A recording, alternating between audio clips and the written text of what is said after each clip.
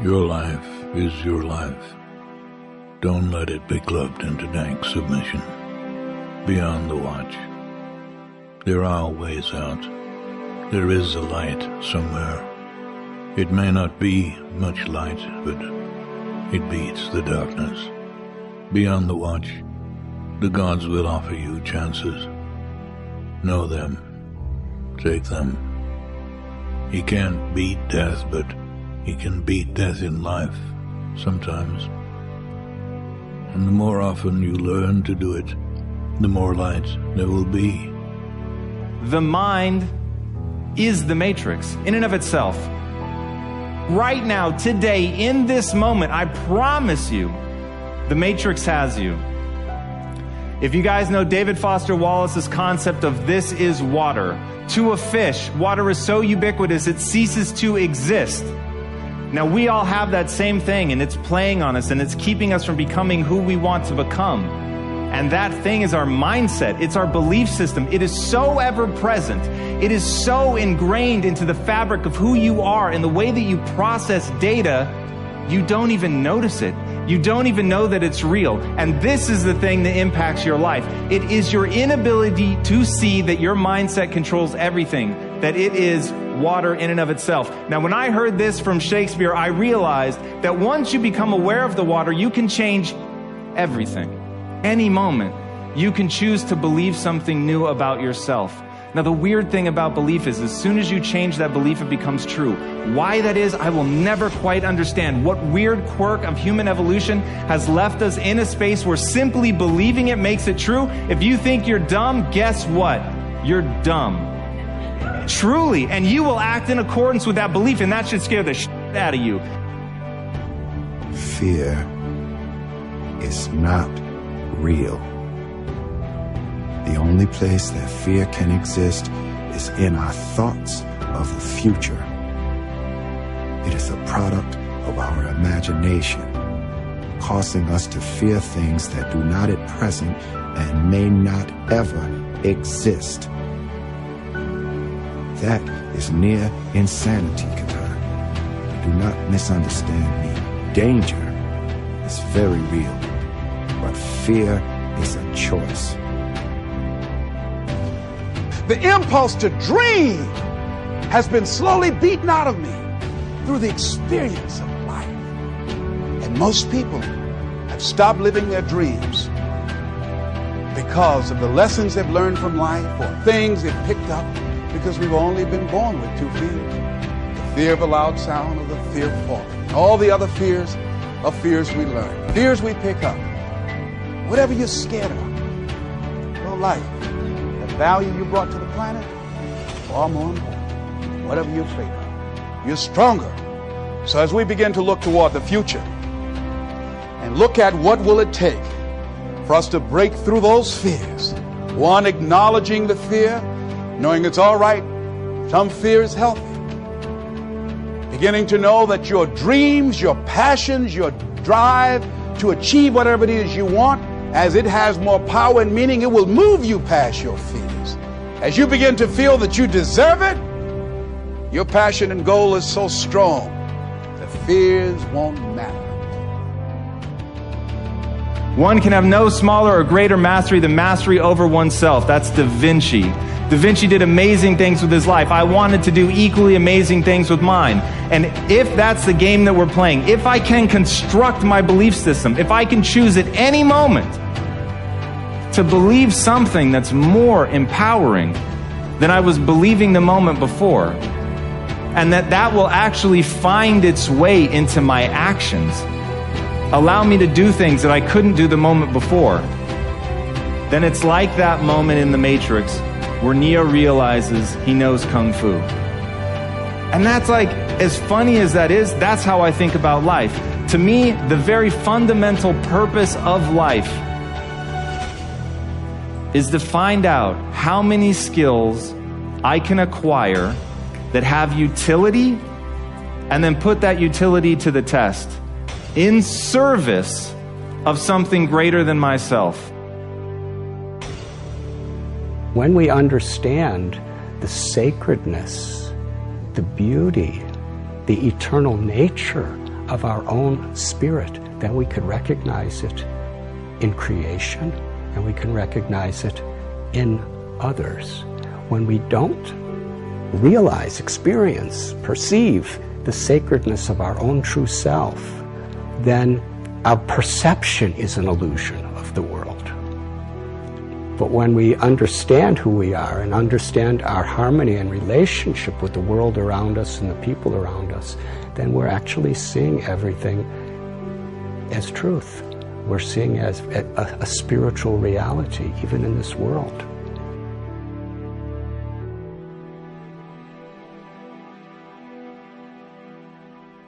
Discovering your why is just the beginning.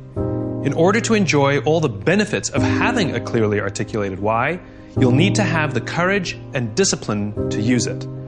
Like Thomas Edison said, vision without execution is hallucination. There is an ideal order for implementing your why, though sometimes reality does get in the way, and it all starts with you. Our natural tendency is to start with the tangible. We define our value by what we do, so it takes practice to start with why. Like riding a bicycle, at first we're unsure, unsteady. We're in our heads thinking about all the things we need to do, pedal fast, keep enough speed so we don't fall over. We have to really concentrate. We may even fall over, even scrape our knees, but we get back on the bike and try again, and eventually it becomes natural. Starting with why is no different. At first it feels awkward. It may not even work. But with practice, it will become so natural that you won't even be able to imagine a time when you couldn't do it. Just like riding a bicycle. In time, your why will act as a filter for many of the decisions and choices you make.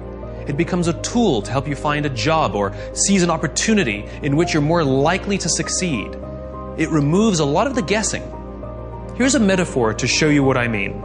It's called the celery test. We're constantly asking people for their advice on what to do or how to do it. It's like going to a dinner party and somebody says, "Do you know what you need? You need M&Ms. We've done so well with M&Ms, you've got to use M&Ms." Somebody else says to us, "Rice milk. In this economy, you have to use rice milk." Someone else says to us, "Kit Kats. You have to use Kit Kats." And somebody else says to you, "It's all about celery."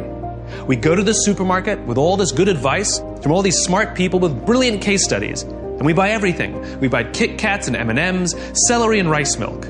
There's a lot of time we spend at the supermarket and a lot of money we spend at the supermarket. And when we get to the checkout lane, we're standing there with all these products in our hands, and no one can see what we believe, because we bought everything. But let's imagine we know our why. Let's imagine our why is to always be healthy and only do things that protect the health of our bodies. Now which products do we buy? Given all the same advice from all the same smart people, this time we only buy celery and we only buy rice milk. They're the only two that make sense. We spend less time and less money at the supermarket. And when we're standing there in line with only celery and only rice milk, now people can see what we believe. Somebody walking past can say, "Hey, I can see that you're healthy, so am I." You just attracted an opportunity or a referral or a friend simply by saying and doing the things that you believe. And the best part is it's scalable. As soon as I said the why, you knew exactly which products we were going to buy. This means the more you can articulate your why, the more others will know what you stand for and will be able to help you make the right decisions. From now on, you will work to ensure everything you do is a good fit. If you do too many things that aren't a good fit, you'll feel uncomfortable and people will feel that you're being inauthentic. On the other hand, when you start with why, your ability to stand out, find support, and work to all your natural strengths will flourish. With practice, you will learn to trust your why. You will eventually start to see your job and the things you do as ways to breathe life into your cause. And the better you get at it, the more you will feel that your life and everything you do has purpose. The best way to implement your why is to work at it slowly. You don't have to do all the tips we suggest. What is important is that you pick up to 3 and commit to practicing and using them now. Dopamine is the feeling that you found something you're looking for, or that you accomplished something you set out to accomplish. So you know that feeling you get when you cross something off your to-do list? That's dopamine. It feels awesome. You know when you have a goal to hit and you achieve that goal, you're like, yes! You feel like you've won something, right? That's dopamine. The whole purpose of dopamine is to make sure that we get stuff done, right? The historical reason for dopamine, we would never eat if we only waited to get until we got hungry, because there's no guarantee that we would find food. So dopamine exists to help us go looking for food. We get dopamine when we eat, which is one of the reasons we like eating. And so when you see something that reminds you of something that feels good, we want to do the behavior that helps us get that feeling, right? So let's say you're out there going for a walk and you see an apple tree in the distance. You get a small hit of dopamine. And then what it does is it focuses us on our goals. And now we start walking towards the apple tree. And as the apple tree starts to get a little bigger, we feel like we're making progress. You get another little shot of dopamine and another little shot of dopamine until you get to the tree and you're like, yes! Okay? This is why we're told you must write down your goals. Your goals must be tangible. There's a biological reason for that. We're very, very visually oriented animals. You have to be able to see the goal for it to biologically stay focused, right? If you don't write down your goals, if you can't see your goals, it's very hard to get motivated, to get inspired.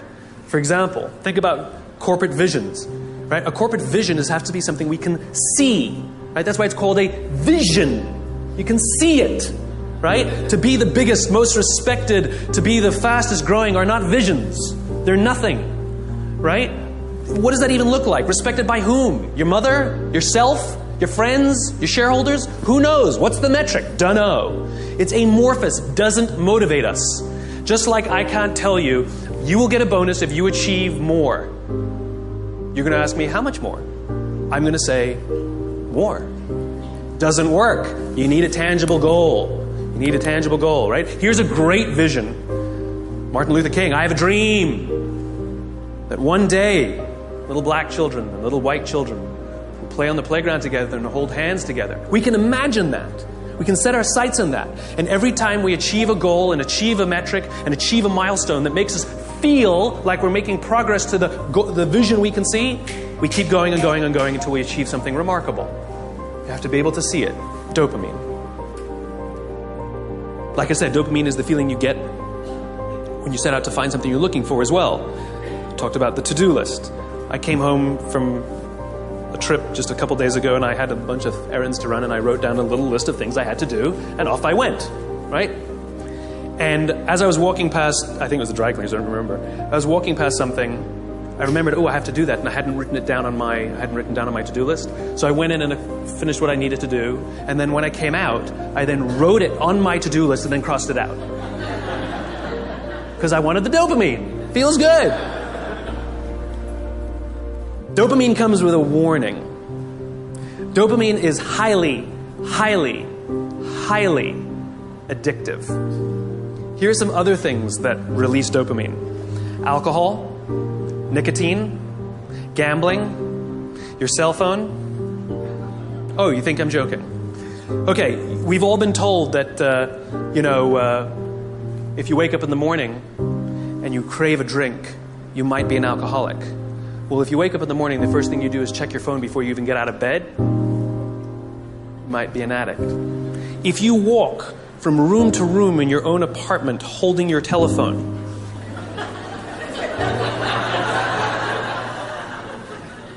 you might be an addict. When you're driving in your car and you get a text and your phone goes beep. We hate email, true. We love the beep, the buzz, the ding. Oh. Right? You'll be there in 10 minutes, and yet you have to look at it right now. You might be an addict. And even if you read it and it says, are you free for dinner next Thursday? And you have to reply immediately, you can't wait the 10 minutes. You might be an addict. And for all you Gen Ys out there who like to think that you're better at multitasking because you grew up with the technology, then why do you keep crashing your cars when you're texting? You're not better at multitasking, you're better at getting distracted. In fact, if you look at the statistics, ADD and ADHD have, diagnoses of ADD and ADHD have risen 66% in the past 10 years. Okay, ADD and ADHD is a frontal lobe disorder, right? Are you telling me out of nowhere 66% of our youth has a frontal lobe problem? Where did that come from? No, it's a misdiagnosis, right? What are the symptoms of a dopamine addiction to technology? Distractibility, inability to get things done, easily distracted, shortness of attention. It's all the same thing, so we misdiagnose things. It's this. It's the addictive quality of dopamine. We can also get addicted to performance in our companies when all they do is give us numbers to hit, numbers to hit, numbers to hit, and a bonus you get, and a bonus you get, and a bonus you get. All they're doing is feeding us with dopamine, and we can't help ourselves. All we do is want more, more, more. It's no surprise that the banks destroyed the economy, because one of the things we know about dopamine addict is they will do anything to get another hit, sometimes at the sacrifice of their own resources and their relationships. Ask any alcoholic, gambling addict, or drug addict. Ask them how their relationships are doing and if they've squandered any of their resources. It's an addiction. Dopamine is dangerous if it is unbalanced. It is hugely helpful when in a comfortable and balanced system, but when unbalanced, it's dangerous and it's destructive.